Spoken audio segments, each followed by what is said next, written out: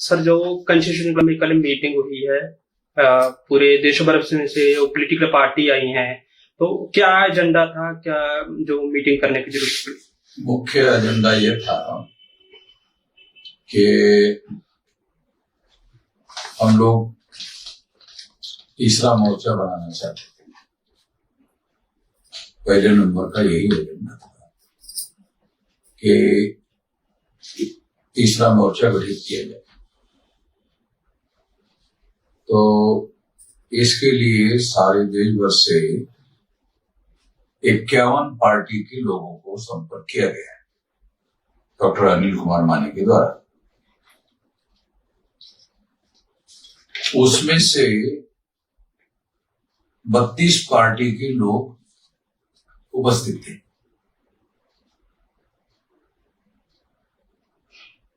और सभी लोगों ने मिलकर तीसरा मोर्चा गठित करने का निर्णय लिया। इसमें किसी का भी कोई विरोध नहीं था, सभी लोगों को इसमें सहमति थी, समर्थन था। फिर दूसरा मुद्दा आया कि इसका एक नाम निर्धारित किया जाए। तो उसके लिए भी प्रस्ताव पारित किया गया, राष्ट्रीय परिवर्तन मोर्चा, क्योंकि ये SC, ST, OBC माइनॉरिटी के लोगों के दल है खासतौर पर। तो इन सभी लोगों को परिवर्तन चाहिए और परिवर्तन को ध्यान में रखते हुए इस मोर्चा का नाम राष्ट्रीय परिवर्तन रखा गया। यानी इस तरह से देश में एक NDA गठबंधन हो गया, एक इंडिया गठबंधन हो गया, दूसरा राष्ट्रीय परिवर्तन मोर्चा, तीसरा गठबंधन हो गया, नहीं तीसरा मोर्चा गठित हो गया है। तो मेरे दृष्टि से ये महत्वपूर्ण फैसले उसमें हुए। तीसरा एक फैसला और हुआ कि और भी तमाम पार्टियां और भी है, तो उन लोगों को भी इसमें शामिल करना चाहिए और शामिल करने के लिए दोबारा मीटिंग होनी चाहिए अक्टूबर में, और नवंबर में भी मीटिंग होना चाहिए, और आवश्यकता पड़ी तो दिसंबर में भी मीटिंग होना चाहिए।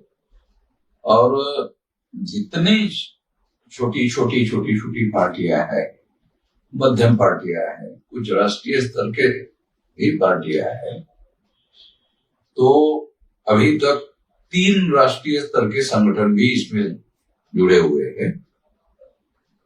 तो एक महत्वपूर्ण गठबंधन कल घोषित हो गया है, और ये जो गठबंधन घोषित हो गया है, ये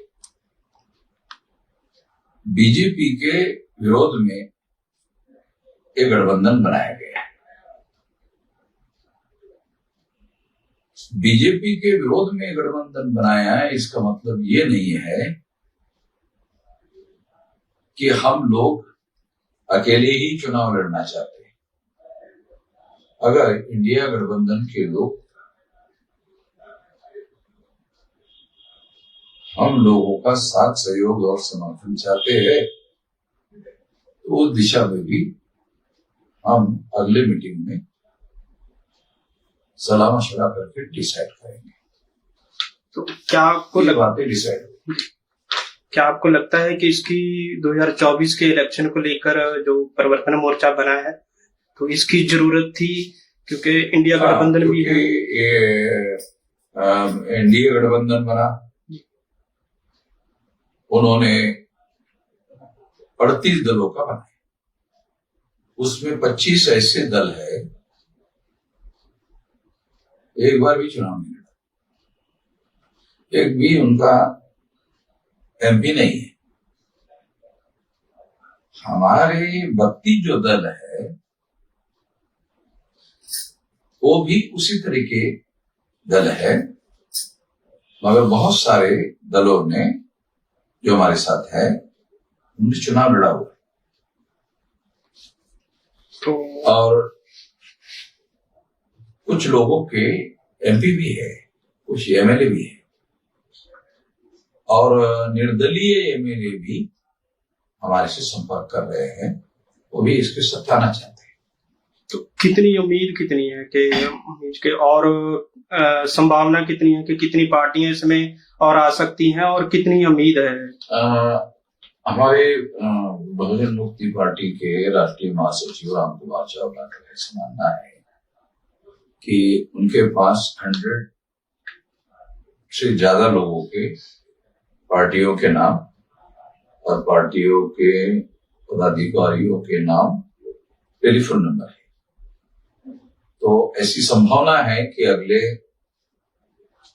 माह होने वाले गठबंधन की मीटिंग में 100 के लगभग पार्टियां सहभागी रहेगी, क्योंकि अब की बार लोगों को आने के लिए बहुत कम समय मिला, तैयारी करने को बहुत कम समय मिला, तो प्री एंगेजमेंट भी थी बहुत सारे पार्टी के लोगों की, तो इस वजह से वो आ नहीं पाए और अगले बार आने का वादा किया, टेलीफोन से सहमति भी जताई। तो अगले मीटिंग में ये ज्यादा बड़े पैमाने पर ये पार्टियां इसमें सहभागी हो सकती हैं और ये हमें पूरी उम्मीद है। ये गठबंधन बन गया है, ये हकीकत में आ गया है, ये एक बड़ी घटना माना जाना चाहिए भारत के राजनीतिक इतिहास में। छोटा मोटा प्रयास नहीं है, क्योंकि हमारे पास में बैलेंसिंग पावर है, इतने वोट है, कम से कम 400 लोकसभा के हम लोगों के वजह से दिल्ली में सत्ता का संतुलन उनके फेवर में आ सकता है जिनके साथ हम जुड़ेंगे। तो आगे लीड करने की बात आएगी, तो लीड कौन करेगा और कैसे क्या? ये एक गठबंधन है और सारे फैसले जो है गठबंधन के जो राष्ट्रीय अध्यक्ष है एक पार्टी का, वो उनकी समन्वय समिति बनेगी सारे देश के पार्टियों की और उन समन्वय समितियों में ही ये निर्णय लिया जाएगा और वो निर्णय लेकर ही ये काम चलेगा। और आपको लगता नहीं कि थोड़ी देरी हो गई है कि ये गठबंधन अगर थोड़ा पहले बन जाता तो? हाँ, ये अभी बहुत सारी बातें जो है इसके बारे में लोग बोलेंगे कि देरी हो गई वगैरह वगैरह, मगर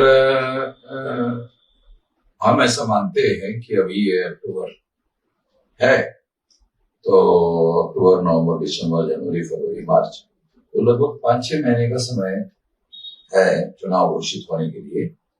तो अभी ये काफी समय बचा हुआ है। इसके अलावा दिसंबर में एक बहुत बड़ी रैली करने का भी प्लान है और ऐसी रैलियां खास तौर पर नॉर्थ इंडिया में, मध्य भारत में, महाराष्ट्र में स्टेट लेवल की लाखों लोगों की रैलियां की जाएगी, इसमें लाखों की संख्या में। और आप ईवीएम की भी लड़ाई लड़ रहे हैं, तो 2024 में कैसे ईवीएम की लड़ाई का और इलेक्शन में ना इस्तेमाल हो? नवंबर में ईवीएम के बारे में एक मोर्चा पहले से घोषित है। अब वो जो मोर्चा चुनाव आयोग के ऊपर लेकर जाने का ऐलान है, अब ये शायद 100 पार्टियों का बड़ा मामला बनेगा, एक बहुत बड़ा इशू बनेगा। तो कल तक हम अकेले ही लड़ते थे, अभी ये 100 पार्टियों का इशू बनेगा और हम लोग इंडिया गठबंधन के लोग भी अपील करना चाहेंगे कि भाई आप भी इसका समर्थन करो। वो टच में है लीडर कोई? वो लोकतंत्र में डायलॉग होते रहता है और होते रहना चाहिए आगे भी। डायलॉग अगर मान लो करना है तो लोकतंत्र में तो जो लोग चुनकर जाते हैं वो तो पार्लियामेंट में डायलॉग ही करते रहते हैं, पार्लियामेंट में बोलते रहते हैं। तो पॉलिटिकल पार्टी के लोगों का डायलॉग चलते रहता है और हम लोगों का भी डायलॉग जो है निश्चित रूप से आने वाले समय में फ्रूटफुल तरीके से होगा। ठीक। ये जो आपका गठबंधन हुआ है उसमें महिला आरक्षण के बारे में आप महिलाओं को किस तरह से देंगे? क्या आपकी पार्टी में महिलाओं का पार्टी? ये जो महिलाओं को आरक्षण है ये 2034 में ही लागू होगा, इसके पहले लागू होने की संभावना नहीं है। तो ये नरेंद्र मोदी ने एक महिलाओं का वोट हासिल करने के लिए एक प्रकार से धोखाधड़ी करने का काम किया है। तो आपका गठबंधन किस तरह से महिलाओं को, अगर मान लीजिए कि अगर महिला आपको वोट दे तो किस तरह से महिलाओं को आप नहीं, हमारे पास दूसरा तरीका है, वो ये कि हम लोगों को जो अवसर मिलेगा तो उसमें 33% जो टिकटें वो महिलाओं को दिया जाना चाहिए। कानून अपनी जगह अलग है, मगर पार्टी के पास अथॉरिटी है तो वो महिलाओं को टिकटें दे सकती है अपनी पार्टी के एजेंडे के तहत। बहुजन समाजवादी पार्टी की मायावती जी तो 50% कह रही है और आप सिर्फ 30% ही कह रहे हैं। अभी मायावती 50% की बात कह रही है, मगर अभी मायावती की बात का कोई बहुत ज्यादा बात तो नहीं रहा है और 33% पे स्टेप बाय स्टेप बात को आगे बढ़ाना चाहिए और स्टेप बाय स्टेप आगे बढ़ेगा तो फिर अगला स्टेप हो सकता है 50% का। जी। पहले स्टेप में ये 33% में अगर होता है तो बात को आगे बढ़ाना चाहिए। मगर मेरा ऐसा मानना है कि अगर महिलाओं को सेपरेट इलेक्ट्रेट दिया जाए तो ज्यादा बेहतर। तो महिलाओं को चुनने का अधिकार महिलाओं को दिया जाए तो महिलाओं के सही और सच्चे प्रतिनिधि चुनकर जा सकते हैं, ज्यादा बेहतर यही होगा। नहीं तो इस कानून ने केवल पार्टी को नॉमिनेट करने का अधिकार दिया है, तो इससे तो नॉमिनेटेड रिप्रेजेंटेशन होगा, इससे रियल रिप्रेजेंटेशन नहीं होगा। रियल रिप्रेजेंटेशन जो लोग चाहते हैं वो लोग इसको सेपरेट इलेक्टेड के तहत दे सकते थे, अगर ऐसा उन्होंने नहीं किया तो वो 2024 के चुनाव में केवल वोट हासिल करने के लिए नरेंद्र मोदी का ये कहना था कि हम महिलाओं को प्रतिनिधित्व देना चाहते हैं और इसे प्रतिनिधित्व नहीं मिल रहा है, इसे नॉमिनेटेड रिप्रेजेंटेशन मिल रहा है। रिप्रेजेंटेशन नहीं मिल रहा है, रियल रिप्रेजेंटेशन नहीं मिल रहा है, नॉमिनेटेड रिप्रेजेंटेशन मिल रहा है। नॉमिनेटेड रिप्रेजेंटेशन महिलाओं के ही विरोध में है। तो आपका ये गठबंधन क्या महिलाओं का, जिस तरह सेपरेट इलेक्टोरेट की आप बात करें, तो क्या आपका गठबंधन अगर सत्ता पे आता है तो क्या उस निश्चित रूप से हम लोग जो टोटल ही भारत की डेमोक्रेटिक सिस्टम है वो जब तक द्विदलीय, ये एक तरफ कांग्रेस रहेगा एक तरफ बीजेपी रहेगी, तो दोनों की दोनों ब्राह्मणों की पार्टियां है, तो ब्राह्मणों की पार्टियां जो है उसके अधीन रहकर अगर ये काम होता रहेगा तो निश्चित रूप से ये काम ये वास्तविक डेमोक्रेसी डेवलप नहीं कर सकता। वास्तविक डेमोक्रेसी डेवलप करनी है तो रिप्रेजेंटेटिव डेमोक्रेसी होनी चाहिए। ये बात मैंने उस दिन पुणे में कही कि रिप्रेजेंटेटिव डेमोक्रेसी होनी चाहिए। तो भारत में डेमोक्रेसी है, संवैधानिक लोकतंत्र है, मगर रिप्रेजेंटेटिव डेमोक्रेसी नहीं, एक प्रकार से पार्टी डेमोक्रेसी है। और पार्टी डेमोक्रेसी भी पार्टी ब्राह्मणों के नियंत्रण में है तो एक प्रकार से ये भारत की जो डेमोक्रेसी है ब्राह्मणों से नियंत्रित डेमोक्रेसी है। मैशरम साहब, आप क्या बोलते हैं, ब्राह्मणों की आप लोग विरोध करते हैं जिस तरह से आप संगठन में, तो जब आपका ये मोर्चा बना है और आप लोग महागठबंधन की भी बात कर रहे हैं, तो महागठबंधन अगर आप करते हैं तो इंडिया के साथ में आप लोग उनके साथ में सहयोग लेकर ही महागठबंधन कर सकते हैं। तो उस इंडिया के अंदर तो ब्राह्मण लोग बैठे हुए हैं, तो वो लोग आपको आपकी गठबंधन को क्यों आपके साथ में गठबंधन करेंगे? उनको करना है नहीं करना है उनको डिसाइड करना चाहिए। अगर मान लीजिए, अगर मान लो कि वो हमारे गठबंधन के साथ में सीट शेयरिंग नहीं करते, हम लोगों का प्रयास है सीट शेयरिंग का,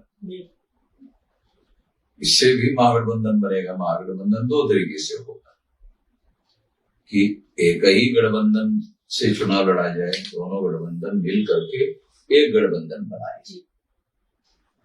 एक गठबंधन इंडिया है, एक गठबंधन राष्ट्रीय परिवर्तन मोर्चा है, ये दो मिलकर के कोई एक गठबंधन बने, इसकी संभावना कम लग रही है। तो इसकी संभावना कम है तो सीट शेयरिंग ठीक है। सीट शेयरिंग से हम लोगों को दूसरा तरीका हो गया है सीट शेयरिंग, इससे भी वोटों का विभाजन रोका जा सकता है। वोट विभाजन अगर रोक दिया गया तो इससे बीजेपी को नुकसान होगा, बीजेपी को फायदा नहीं होगा। इसको रोकना पड़ेगा, वोट विभाजन को रोकना पड़ेगा, इसकी खबरदारी इंडिया गठबंधन के लोगों को लेना चाहिए। निशांत सर, एक आखिरी सवाल है, इंडिया गठबंधन ने ओवैसी साहब को नहीं लिया है, बहन जी को भी नहीं लिया है, यहाँ तक कि चंद्रशेखर आजाद जी को भी उन्होंने अपने गठबंधन में नहीं लिया है, तो क्या आपका ये राष्ट्रीय परिवर्तन मोर्चा इन तीनों को क्या आपके गठबंधन में शामिल करने की कोई आपकी नीति है?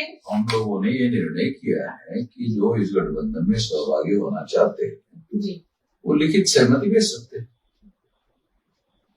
जब लिखित सहमति भेजेंगे कि हम इसमें सहमत है और इसमें शामिल होना चाहते हैं, तो हम अपने साथियों में सलाह मशवरा करके फैसला करेंगे।